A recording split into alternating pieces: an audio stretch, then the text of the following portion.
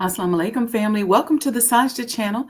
You're tuned in. I'm your host, Sajdah Wendy Muhammad, and we're going to wrap up our discussion today on the question, are you a predatory capitalist? This is not to cast judgment.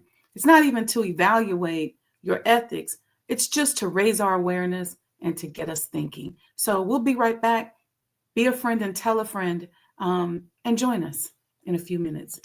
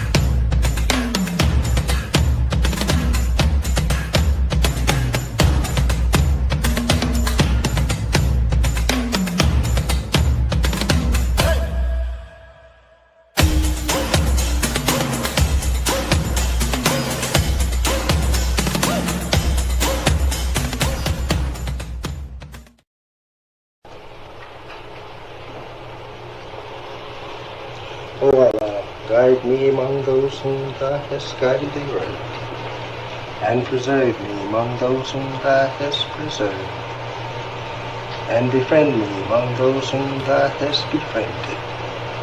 Bless me in whatsoever Thou dost grant me, and deliver me from the evil of what Thou hast judged. Surely Thou judgest, and none can judge against Thee, and he whom Thou befriendest is not disgraced. Blessed art Thou, O Lord, and exalted be Thee above what they set up besides Thee. I bear witness, nothing deserves to be served besides Thee, and I bear witness that Muhammad is Thy servant and apostle. Amen. I have told you the first part of my life, I was a farmer in Georgia. Yes, sir. Right? Yes, sir. Nobody there was looking at me blind and you thought that I would ever be a scientist teaching the world. Yes, sir. See, it is time that brings all that.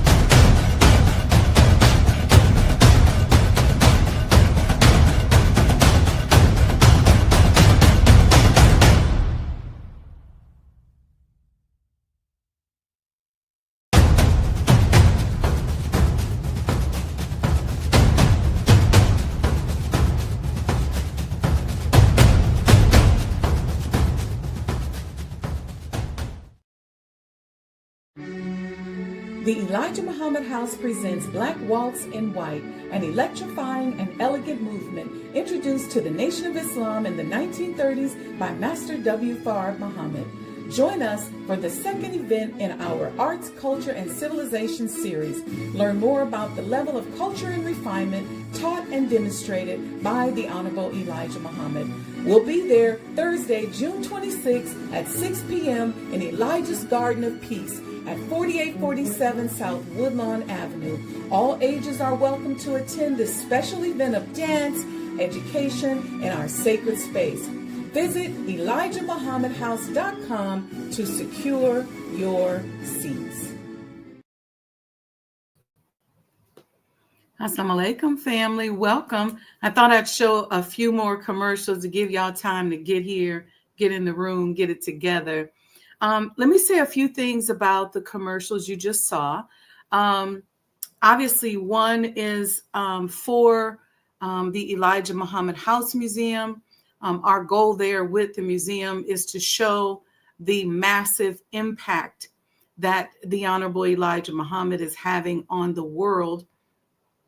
A lot of people don't realize that. They bought into the PR campaign of his open enemy, which is our open enemy, who created this PR campaign in an attempt to sway your and my mindset and reduce the number of people that are resurrected. That's it, point blank.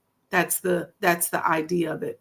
But we are in the resurrection business. We are in the business of turning our people away from the wicked ways of Satan. Okay?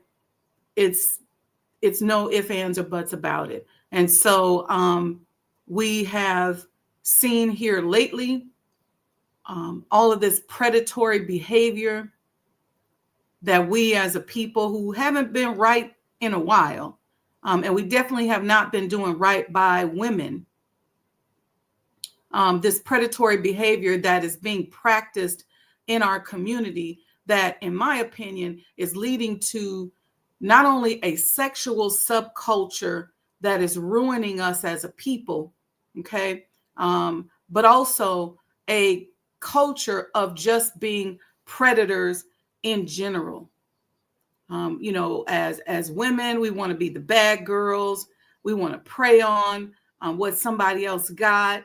We're only friends with people so that we can get stuff from them in some cases. Some of us are only friends with people so we can get information from them. We don't even like the people that we claim that they're friends. And if they stop giving us what they want from us, or if we stop giving them what they want from us, they won't even talk to us. That's true in a lot of our relationships. So we got some stuff we got to clean up in terms of our interpersonal relationships. And one of them is predators and predatory capitalism. All of this is which is behavior that we've learned and began to mimic from our open enemy. It was Tom Burrell who said at some point, the brainwashed become the brainwasher. Okay? And so it's Stockholm syndrome. You're victimized, then you start to victimize other people. They say hurt people hurt people. And then you're deciding, well, is the victim innocent even though they've been a victim? It's like in the Cassie Diddy trial, right? People are like, man, what he did to her was horrific. The grooming, the sex abuse, the predatory behavior. And then to please him, she began to practice those behaviors. We do the same thing with our abusers. So who's guilty and who's innocent? And where do you say the original predator or the predatory behavior originated? Does it originate with Diddy? Who taught it to him? Who did it to him? See, at some point, we've become such monsters, especially in business, because we've learned that from watching other people. Somebody turned us out. And so we around here turning other people out. And so one of the goals of this predatory capitalism series, and I didn't even intend to say that this morning, but that just came out. Thank you, Allah. One of the goals of this predatory series is to get us off of that mark of Satan when it comes to practicing business, engaging in trade and commerce. You got spiritual people, and I've heard people in the nation say this spiritual people in a nation where we're taught to do for self, who say, I hate business. I never want to be in business. Well, how are you going to do for self? You going to wait for somebody to take care of you? That's against our instructions. So we have to begin to find other ways to do business, and we have to begin to eradicate the predator from our own minds. Because many of us who claim to be good people, claim to be spiritual people, claim to be lovers of God, claim to be lovers of the environment, we out here practicing predatory capitalism. Now, are we doing the outright egregious acts? In some cases, no. Some of us are. But a lot of us just don't understand that there are other ways out here to do business. So what we're going to do today is we're going to go through the assessment we went over yesterday. And I'm going to break down each question and talk about it. And I want you guys to put in the chat any questions that you may have. A lot of people don't like this subject. They feel offended. Some people look at it and go, no, that ain't got nothing to do with me. I don't know. I don't know. Because if you have no other business model in your mind, and if you have not been taught by history what this behavior has done to us as a people, 9 times out of 10, you're practicing predatory capitalism. And if you're one of these people who say, well, I just don't want to be in business because I don't want to be a predator, then guess what? You're probably a predatory employee. And we're going to talk about that a little bit today. Sitting up on jobs, disengaged, not doing what you're supposed to do, stealing time, clocking in late, doing as little as possible, trying to get paid as much as possible. See, the predator and the predator's mindset has engulfed the earth. And so most of us out here, we think that in some shape, form, or fashion, either we got to be predators or that we're getting preyed upon. But there's other ways of doing things. Sunday is the beginning of my money psychology series. It's the money psychology bundle. Okay. And we're starting out tomorrow. We're going to work on eradicating poverty consciousness from our DNA. We're going to work on practicing thinking like a god. That's what the first mindset money psychology webinar is going to be about. Go use this QR code right here and go there and sign up. You can take all 4 courses for only $49. If you just want to take one, then it's $25. Then next week, we're going to be talking about credit and credit literacy. We're going to school you on all the ins and outs of credit. Okay? And then the following week, it's going to be financial literacy. And then the 4th week, we're going to wrap it up with another mindset conversation. So use the QR code right here. You don't want to miss this. I think this first one is critical. Eradicating poverty consciousness from our DNA. And I'm not going to go into it. I'm going to stick to these 2 free webinars that I've given you yesterday and today on predatory capitalism. I teach this.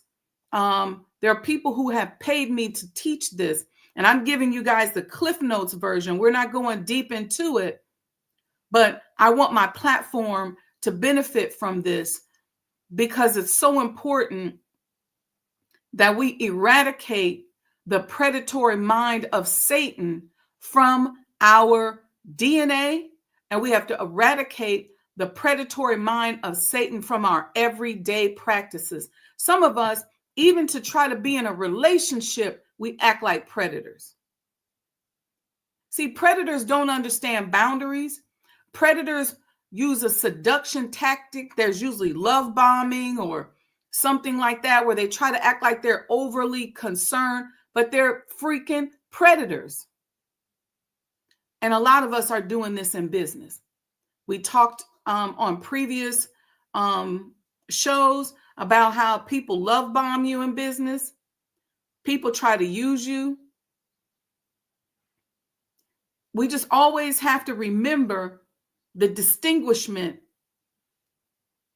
between being a good person and not going too far with that.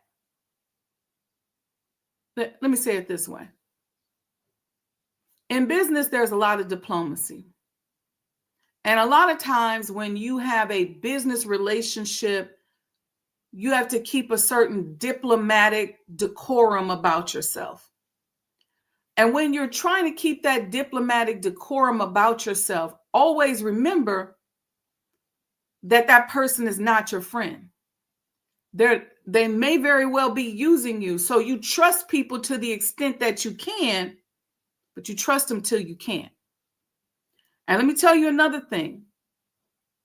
The propaganda that is used. I've been really telling people to go back and review that book that the minister told us to read years ago called By Way of Deception. Because the propaganda machine, the deception that is out here, that a lot of us practice on a day-to-day basis. Some of us see somebody with money or see somebody with something we want, and we say, oh yeah, I'm going to be friends with them. I'm going to get up on them. I'm going to get with them. You don't care about them. It's all about what can that person do for you. So I see our beautiful sun is coming up as we are talking. But anyway, so let's go over I could go on and deeper into that. We gave the definition yesterday of predatory capitalism. I'm going to read it here again today instead of putting it up on the screen. And I'm going to go through the questions, but I'm not going to put the slide up. Okay. Predatory capitalism is prioritizing short-term profits, often at the expense of ethical considerations, social welfare, and the environment. It involves businesses and individuals engaging in aggressive and manipulative tactics to gain market share and wealth, disregarding the long-term consequences of their actions. Okay. Now, again, the assessment, as I read yesterday, was designed to reflect behaviors and attitudes. It was not to evaluate your ethics, to judge you, or put you in any kind of uncomfortable situation. It simply was to make sure that we are aware of what we should be doing. I'm going to let us go to commercial, and I'm going to see if I can close this shade in front of me, because I don't know if you guys are having a problem seeing me, but I'm having a problem seeing you. So watch this commercial, and I'll be right back.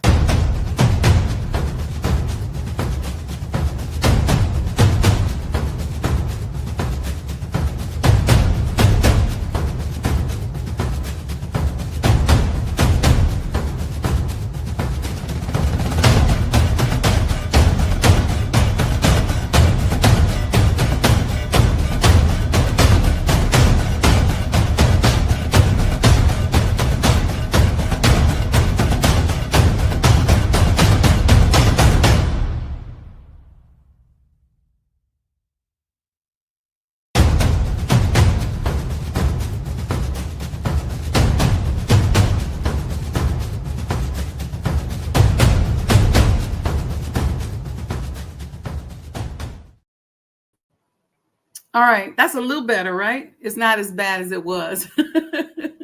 I love being in the sun, and this is a great place to sit, but probably not a great place to film. Give me a note in the text if it's bothering you, and then I'll move. But actually, I feel like right now we're okay. All right, so let's get into these questions. And the assessment title was, and we went over this yesterday, you can go back and review the show, Predatory Capitalism. Are you a predatory capitalist? Okay. And what I want to show you is up in this corporate speak. Thank you, Sister Betty. I want to show you up in this corporate speak how our behaviors, thank you, Brother Lamont, how our behaviors as individuals have evolved as victims, thank you, dress code, to the point where we are practicing the same thing that this satanic mind has introduced when they took away from us the science of business. Okay. I'm coming out with my next series because I'm working. I've been writing. And I got a lot of segments prepared for the book. I just don't feel like people are reading books anymore. And so I'm working to put a lot of this into these video series. And this is one of the chapters of the book. Obviously in the book, we go a lot deeper, but we'll make a decision. Anyway, first question. And these are true and false answers. I believe profit is more important than people. And then you had to answer true or false. And my guess is that most of us in the spiritual community answer false. All right. Now, a lot of us practice deceptive intelligence and we don't even know it when it comes to these business concepts.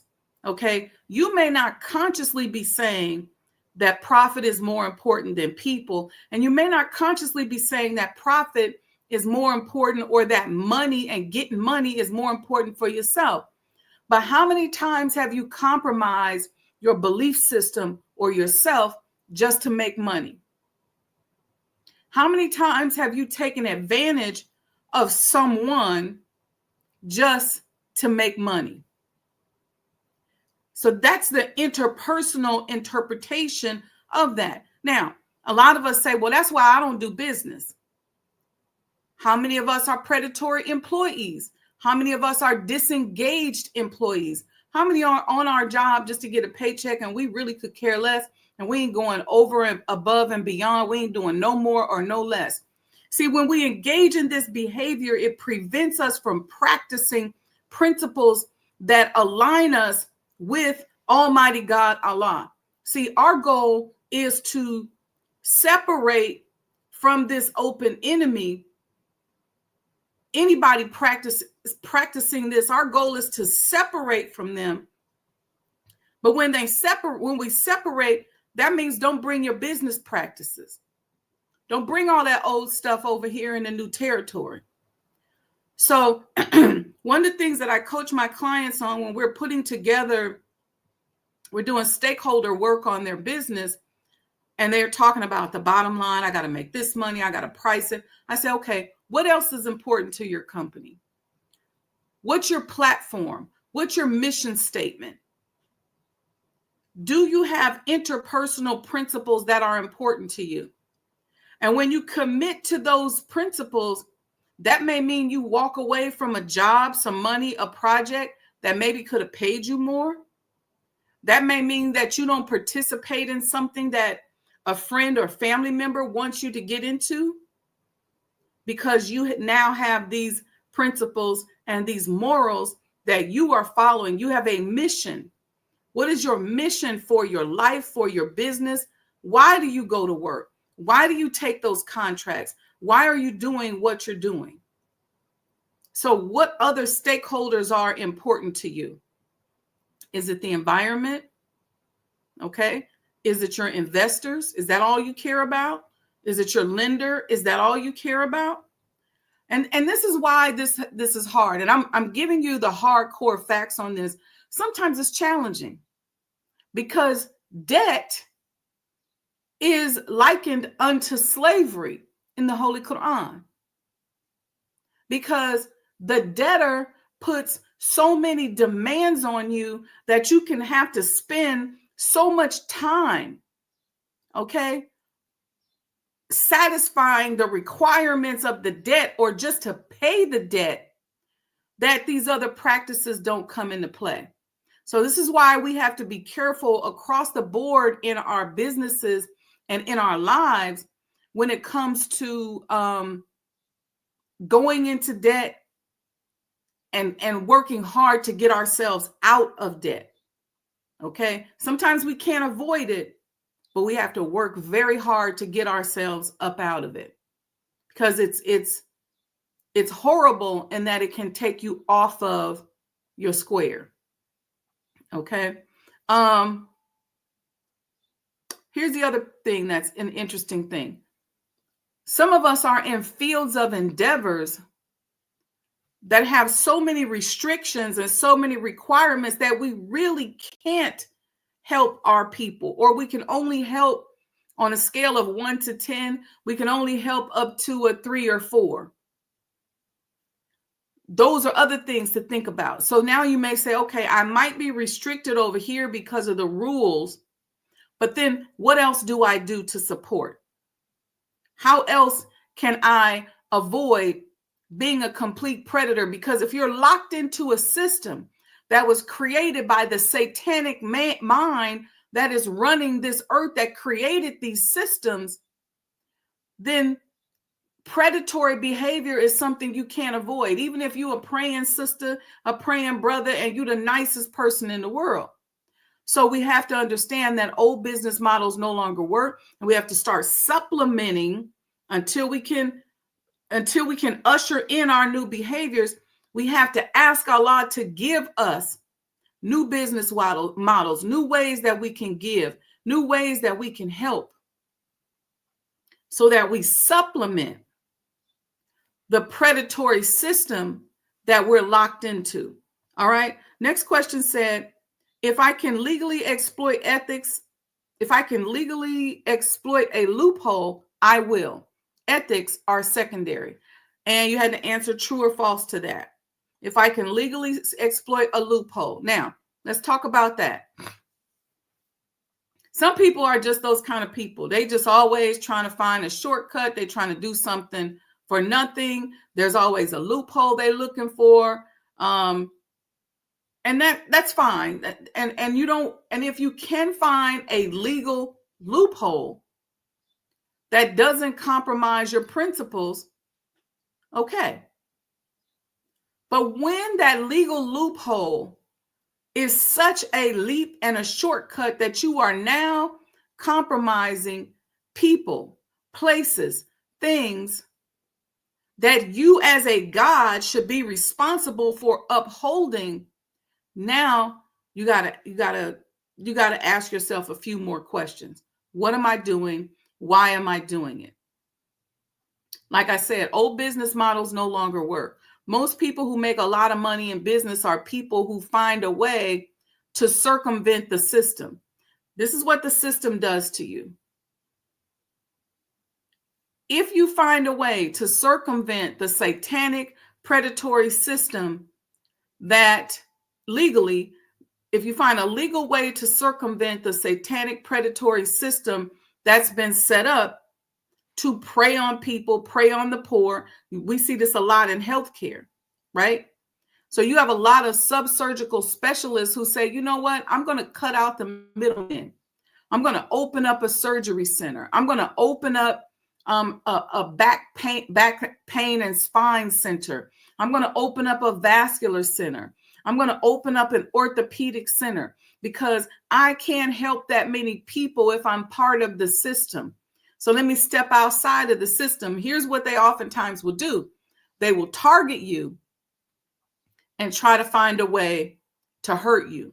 And if you are one of those people and you have a business that is set up to legally circumvent those loopholes, you better have somebody in your office that their job is to defend you 24/7. And when I was at the practicing medicine or in the medical field in Maryland, that was my job, is to find a way when they would attack us, I'm looking through the rules, looking through the laws, going, nope, nope, you can't do this. You can't tell us that. If you don't have that, they're gonna hurt you. I've sat down with departments of finance. I've sat down with antitrust organizations. The abuse from the predators is real. The key thing is we have to recognize it, and we got to make sure that we're not practicing it. Let me go to the next question. I'm not going to get to these because I'm talking too much. Number 3 was, I see employee wages as a cost to minimize, not an investment. True or false? People, invest in your employees. Pay your people. It's been many times and many years where I didn't take a paycheck because I wanted to make sure people who work for me got paid. There's been many times and many years where I said, you know what, I'm going to forego something that I wanted to do because I want to make sure people that work for me are paid. And I go even a step further because my goal, one of my stakeholder goals, is that anytime you come in contact with me, whether it's on this podcast, if you're my friend, if you volunteer around me, if you get around me, I want you to benefit. I want to be an asset, even if it's nothing but just my smile, my presence, and my energy. I want you to learn. I want you to feel like I feel more empowered and I feel like a better person as a result of interacting with her. That is my goal. So I don't spew negativity at somebody. I don't try to dog people. I'm not competitive. I'm not hating on folks. You won't see me doing that. Now, there's a lion behind me. And if you need a little roar or you need me to bite you, I'll do that if you cutting up. But you won't see that from me. So one of the things that I try to do is, even if somebody volunteers, I try to put somebody in front of a check. I try to put somebody in front of an opportunity, in front of knowledge. I have been extremely blessed in my life. I've had access to so much data, so much information. While most of my friends were married and having children, I've been traveling around the world. While most of my friends was working a job and maybe sitting at a desk, no offense, I didn't have that luxury. That just wasn't the way my life was. You know, what was it Kevin Hart say? The way my bank account works is the way my life worked. It just wasn't like that. From Africa to Asia to parts of Europe to all over the United States, I've been moving around as a business person, learning, seeing. And so I have to get this knowledge out. I get downloads based upon all of the data that's inside of me. And I try to bring it here to the show. I try to bring it to people who work for me. I try to bring it to people who work with me. I try to bring it if you hire me as a coach, a consultant, if you go to my webinar like you're going to do on Sunday, whatever it is, if you're my friend, you come to me and say, hey, I got this business idea. I got this thing I'm working on. I'm going to be your problem solver. I'm going to be Olivia Pope. I'm going to help you. We're going to crisis manage. We're going to work on all of this stuff together. That's just who I am. But a lot of people are not like that, and they don't value their employees. They don't value, I extend that beyond employees, because I try to make sure that I value not only the people who directly with me, but the people who indirectly come in contact with me as well. So that's just one way that you can begin to, you don't got to be like me. I'm not trying to get you to be like me. I'm just I'm using my life as an example so that you can see how you can use your life as an example on how to eradicate this behavior that comes from the satanic mind that is a predator that is ruling this earth. This predatory behavior is commonplace, is so rampant in our community that most of us only know how to transact business with somebody in a predatory vibration. Most of us, that's the only way we know how to do stuff.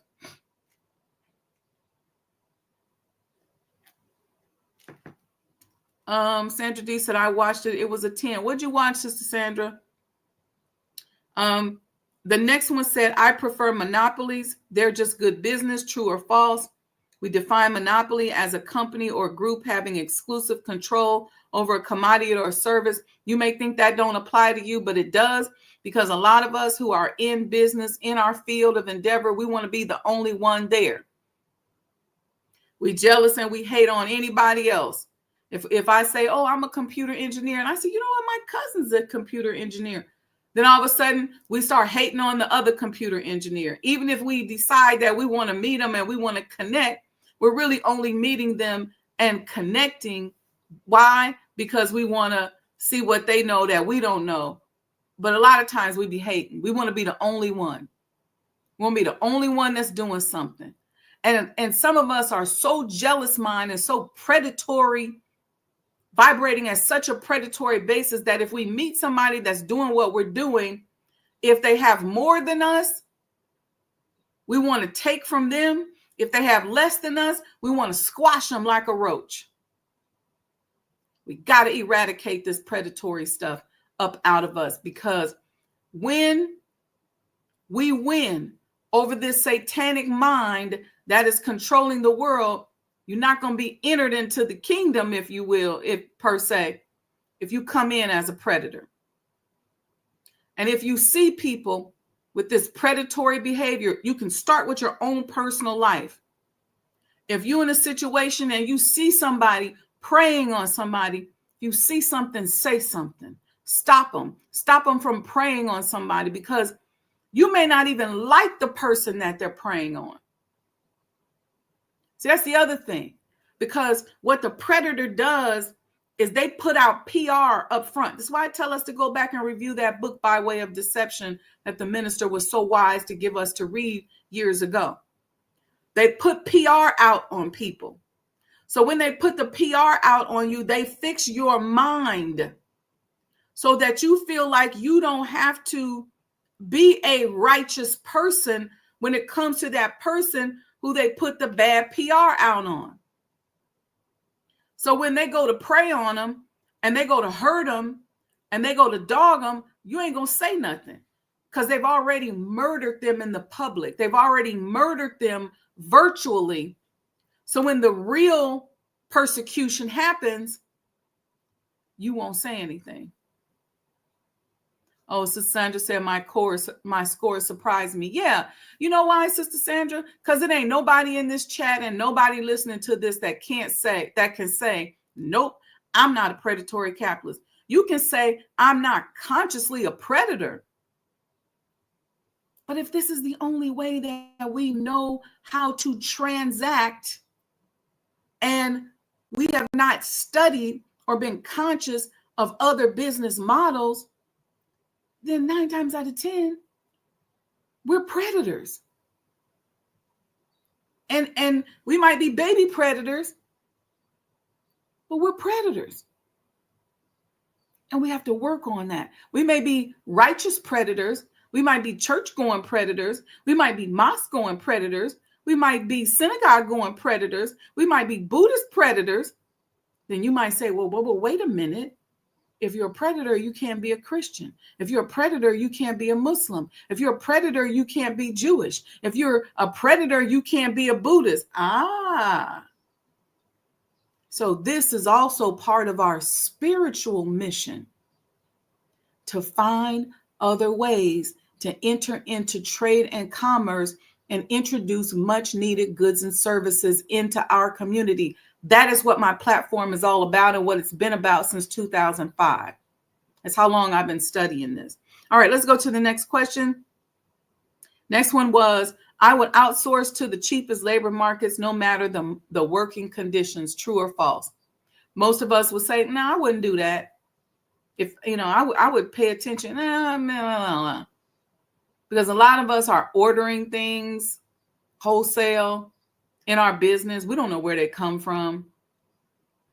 You mean to tell me that if you get ready, let's say you're selling, I talked about this yesterday, sterling silver jewelry. You mean to tell me that if you have one vendor, let's say down in Mexico, who's selling this to you for $20, but you find one in China or in Africa that tells you, oh, it's 25 cents and the shipping ain't but $1. 9 times out of 10, you're going to get the one from overseas in Africa. You're not paying attention to how many people died pulling these crystals out of the earth, mining this silver. See, this is how much deeper we got to start paying attention to things. How I work to eradicate this is that I don't follow my money after bad energy. So if I go somewhere and you don't respect me, you don't get my money. If I can help it. See, a lot of these companies practice these monopolies. It's like a utility company. You know, you can call ComEd and they can curse you out, but you still got to pay them. But if I can avoid it, if you disrespect me, not following that money. I don't even want to be in business with anybody with a horrible money psychology who is unethical. Why? Because I am working on being a Muslim and aligning myself with the teachings and with the mind of Master Fard Muhammad. Listen,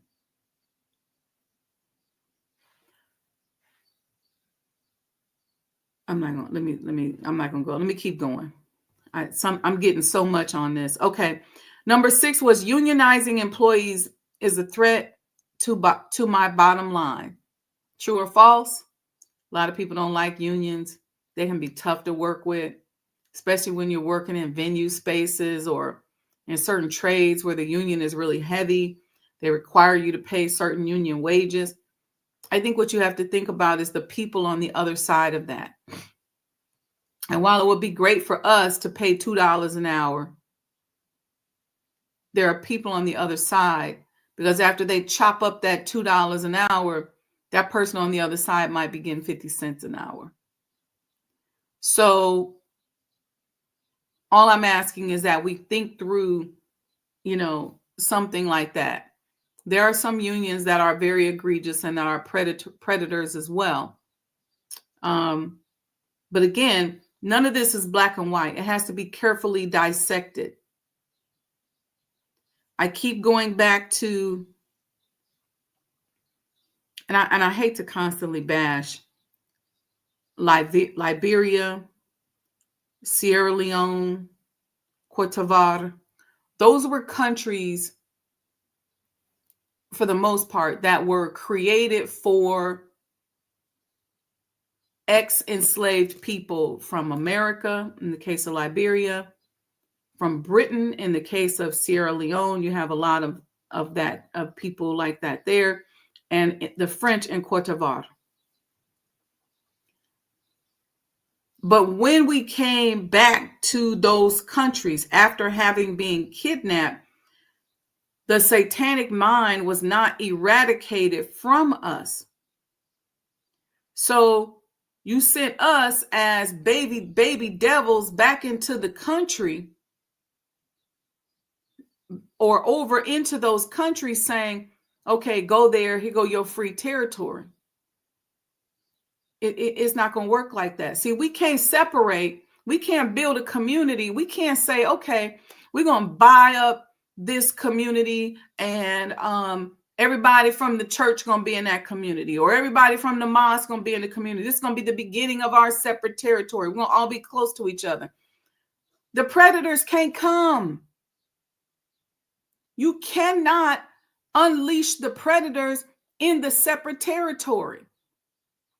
And if all of us are victim of the satanic mind, then we ain't ready for no separate territory. So to get ourselves ready, we gotta eradicate this predatory mindset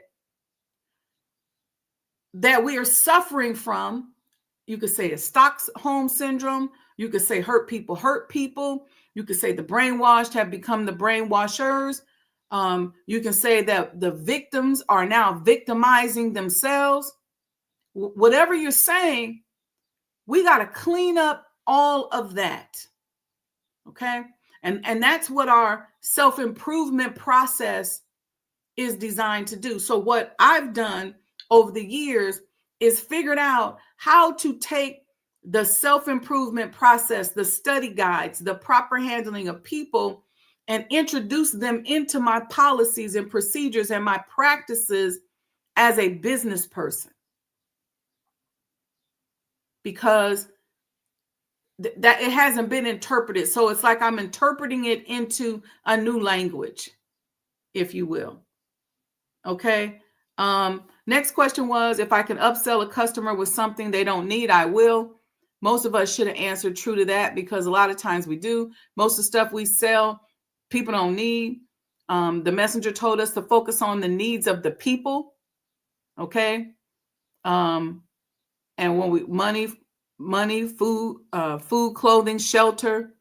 Now it's data, technology. There's some other things that are the needs of the people. That should be our focus in business, focusing on the needs of the people, figuring out how our business can contribute to the quality of life of the people we serve. Okay. There should be some component of that to our business. All right. Number 8, I view environmental regulations as obstacles, not responsibilities. God, pay attention to the earth. You can't be polluting and funking up the earth and expect the earth to continue to serve you. Okay. We got to work on that. Let me go back to that one about upselling customers.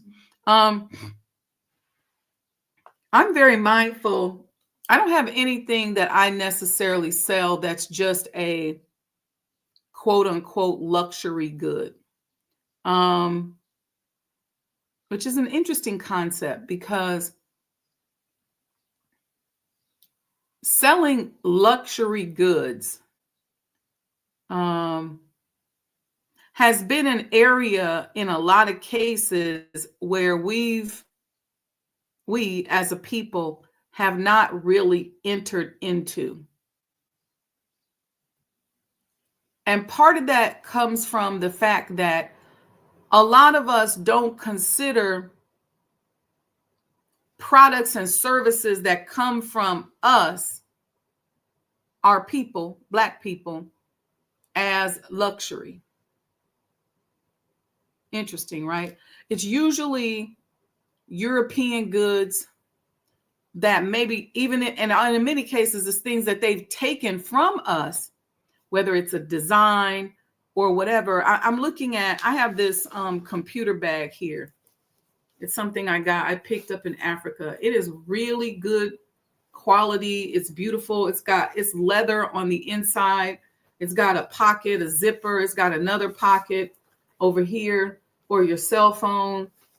I got this at a place called Nana Wax in Benin, Cotonou. And would anybody see this and consider this a luxury good? Probably not. But if it had LV on it or Gucci on it, or if it was,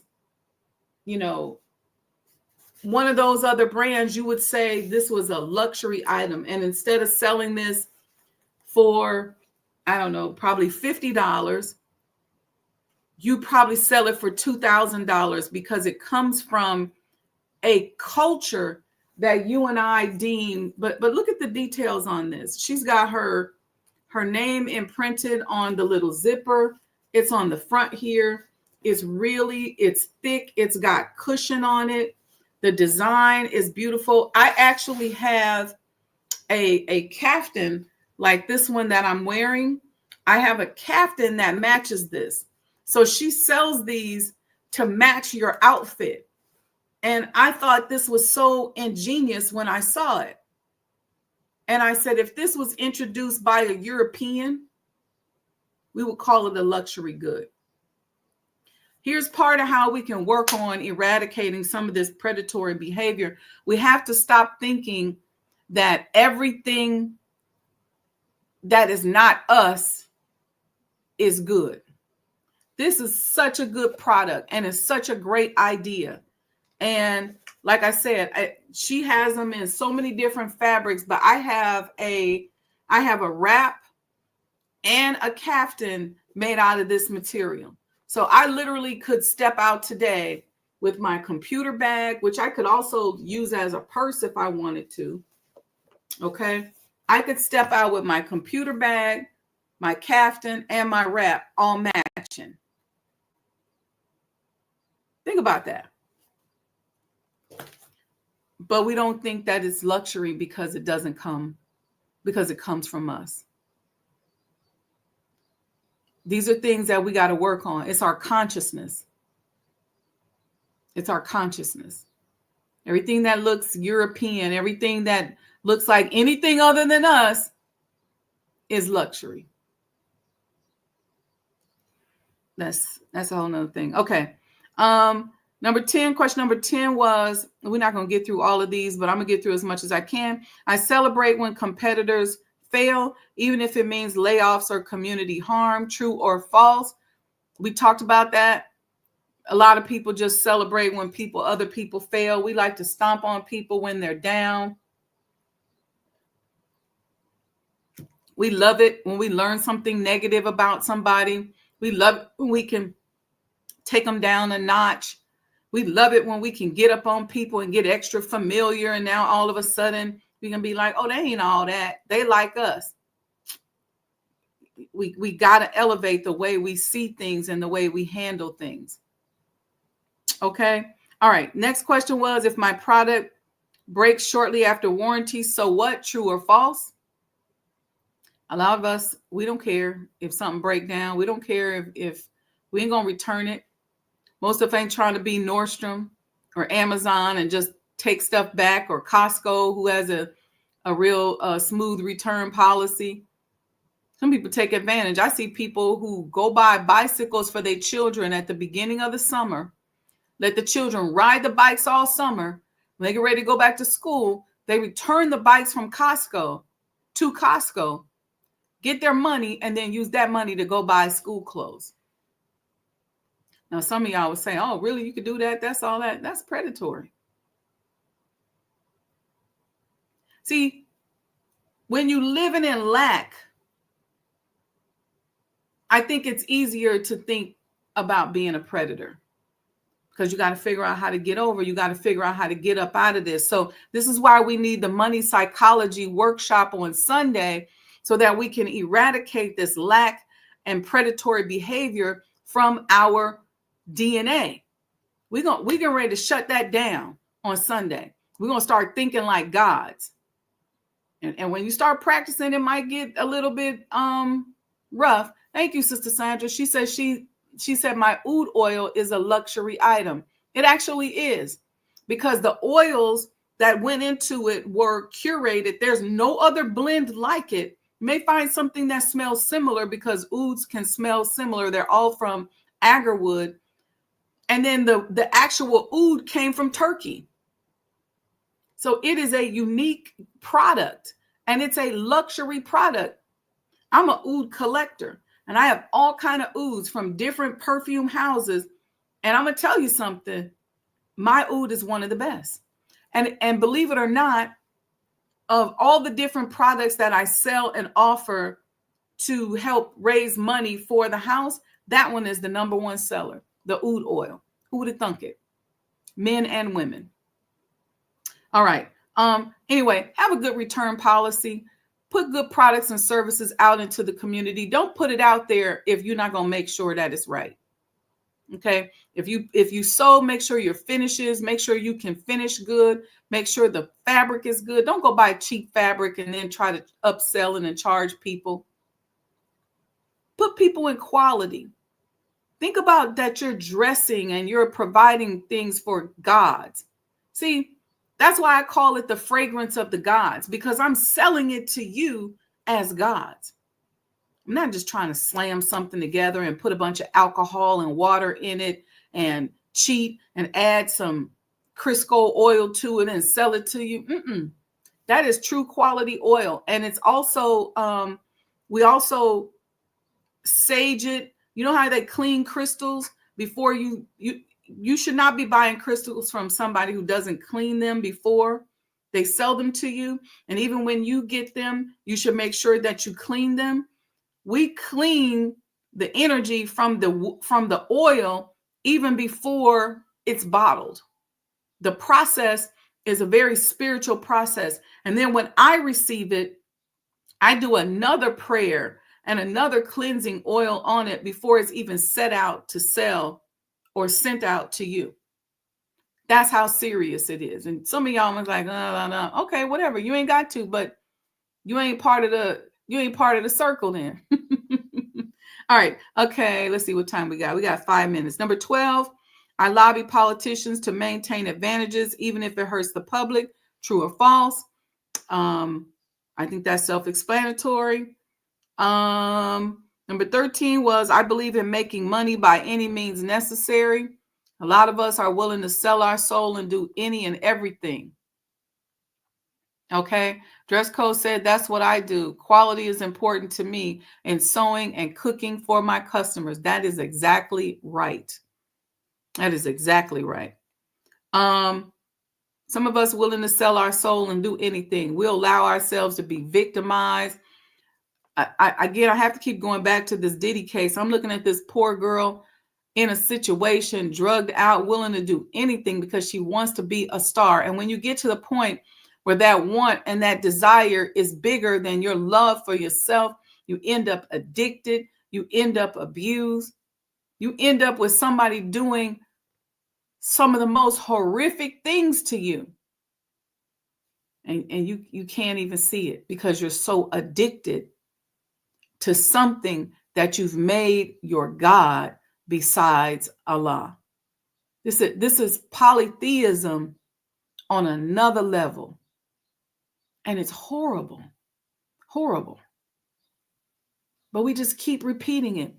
Somebody does it to somebody, and then the victim victimizes somebody, and then that victim victimizes somebody. We got to eradicate all of this stuff out, and we have to start with self. 2 more questions. Number 14, customer data is a resource to exploit, not protect. How many of you all are protecting your customer data? How many of you have folders and files sitting around your office that are unprotected, that other people have access to or could walk up and have access to? How many people are making sure that the data is protected? And I could go into a whole thing about that. But we're going to keep going here. Number 15, which is the last question. I do what I got to do in order to advance my business. You know, you can use deceptive intelligence and sell your soul to do it. Or you could say, no, what I mean by that is I'm working hard. I'm trying to deploy all the right principles. There's a whole number of things. But again, this is designed to raise your awareness. And let me go over the score. You had to give yourself 1 point for every true answer. If you missed this yesterday, you can go back over it. 0 to 3 points meant that you were a benevolent capitalist. 4 to 7 points meant you were a strategic capitalist. 8 to 11 points meant you were a cold-blooded capitalist. And 12 to 15 points mean that you are a true predatory capitalist. And like I stated, none of us can say that we don't practice predatory capitalism. Let me shout y'all out in the chat before we go. And while y'all are registering for Money Psychology, which starts on Sunday, we are going to start the process to begin thinking like gods. We are going to work on, Sunday is tomorrow, y'all, just in case some of y'all didn't know. It starts tomorrow, 7 p.m. Number 1, the first week, we're working on eradicating poverty consciousness and lack and subtraction from our DNA, from our epigenetics. We are passing down poverty consciousness, lack, subtraction, and want. This is what's got us stuck. This is why we can't make the money that we want to make, because this is in our vibrational crawl, and we got to get it up out of there. We got to reprogram ourselves, and that's what we're going to work on tomorrow night. All right. Use this QR code right here to register. You can get all 4 webinars for $49, or if you just want to do one, it's $25 each. Tomorrow, like I said, removing all this stuff, all this poverty consciousness from our DNA. The next week, we're going to do credit. The next week, we're talking about financial literacy. And then the next week, we're going to go back into our mindset to close it out. Okay. Yeah, chat. Brother Lamont, good morning. Walaikum salam, sir. Thank you. And thank you Sister Sandra, thank you, sis. Good to see you here. Walaikum salam. I see my good sister Betty. I ain't seen you in a minute, sis. Happy Saturday. Sister Monica, hey there. Assalamu alaikum, sis. Great Saturday. You're right. Sister Alita, walaikum salam, sis. Good morning. Dress code said walaikum salam. Thank you for coming on, dress code. I see you all. Brother Ronald is in also here. He said absolutely correct. Thank you. Thank you. I see y'all talking and giving each other the greetings. Brother Ian Muhammad, thank you, sir. He said thank you for sharing. Appreciate you. Appreciate you for coming on the platform. Sister Betty says she been making it happen. Dress code is Sister Mildred. Okay, Sister Mildred. Assalamu alaikum. All right, y'all. Thank you all for coming today. Sign up. We also have another event coming up at the Elijah Muhammad House Museum in our Arts, Culture, and Civilization series. It is Black Waltz in White. So if you want to attend the Waltz event, it's all over my social media pages.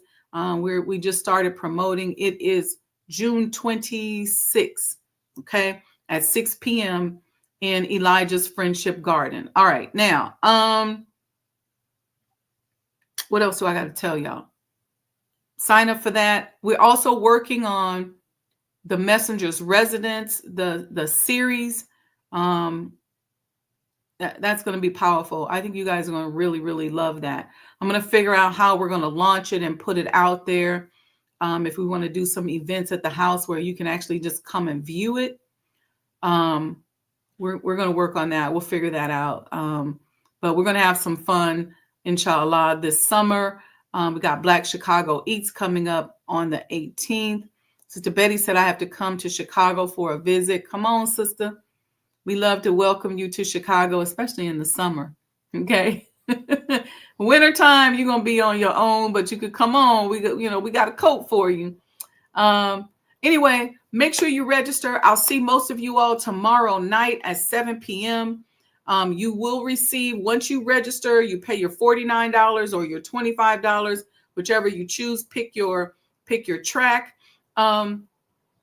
You just go out there and we're going to send you a link for how you can get on onto the webinar. The webinar is going to be private. You won't see each other. We won't have a chat because it's a lot of private concepts, conversations, things that we're going to be introducing to you that I want you to concentrate on for yourself. Okay. When we start talking about eradicating poverty consciousness and the subtraction mindset from our world, and let me add this, because there's a lot of us out here that think we doing the daggone thing. We got a lot of debt. We got houses. We got cars. We got clothes. We got all this stuff. That's also a sign or a form of poverty consciousness. We're going to talk about that. Okay. I understand that because I've been there. All right. But poverty consciousness is real. It's in our epigenetics. A lot of us are always trying to prove that we're better than the next person. We can't stand for somebody to think that we ain't got no money, or listen, I don't care what you think about me. You could say, oh, I think she broke. I think she ain't got no money. I don't really care, because my money psychology don't work like that. You can say whatever you want to say. And you can make whatever judgment you want to make, because my money psychology is not dependent upon what you say. I'm not making no moves just because I want to impress you. I'm making moves because they align with my interpersonal principles that are important to me. All right, family. Don't go anywhere. I want to show you all 2 quick commercials in case you missed them at the beginning. I see a lot of y'all on here. A lot of y'all are not in the chat and you joined late, and that's okay. I want you to go back and listen to yesterday's show, take the quiz, and then you'll understand some of the commentary that we followed up with today. And I will see you all, inshallah, tomorrow night. Money Psychology Webinar Part 1. All right. We're going to eradicate this poverty consciousness from our DNA. All right, we'll see you soon. Assalamu alaikum. And remember, it's not personal, it's vibrational. Thank you for watching. I appreciate you all. Love you.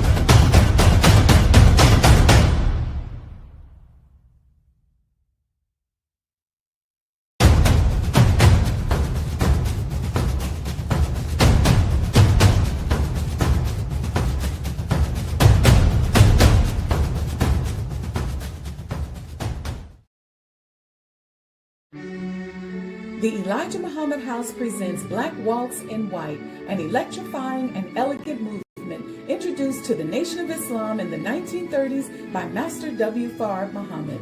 Join us for the second event in our Arts, Culture, and Civilization series.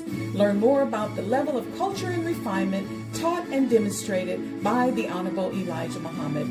We'll be there Thursday, June 26th at 6 p.m. in Elijah's Garden of Peace at 4847 South Woodlawn Avenue.